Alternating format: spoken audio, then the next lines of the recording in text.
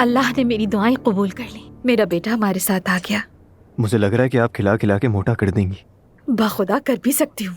मेरा मतलब है, ये तो वाकई हैरत की बात है कि उमर ससुराल चला गया है। सोच रहा हूँ क्या उमर का कारोबार नाकाम हो गया है या कुछ और है। कारोबार के बारे में आपको फिक्र करने की जरूरत नहीं है।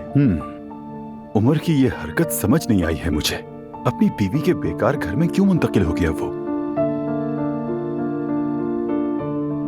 वो अपनी बीवी से दूर नहीं रहना चाहते थे। ये नॉर्मल बात है। क्यों, ठीक कहा ना मैंने? हाँ बिल्कुल, ये नॉर्मल है। लेकिन फिर भी ज़ैनब एक सोशलिस्ट है, उसे तो दौलत के बारे में क्या पता। वो जरूर बहुत खुश होगी कि तुम्हारे वालिद उसके घर में आ गए हैं। बिल्कुल ठीक कहा आपने। दोनों बहुत खुश हैं। मेरी अभी तक बात नहीं हुई, लेकिन मुझे यकीन है कि वो खुश हैं। और इसके अलावा आप भी तो हमारे साथ रहते हैं। इसमें कोई अजीब बात नजर नहीं आती। आप क्या कहते हैं, बताएं प्लीज। लेकिन बेटा, मेरे पास कोई होल्डिंग और होटल्स नहीं है। मैं बस एक गरीब आदमी हूँ।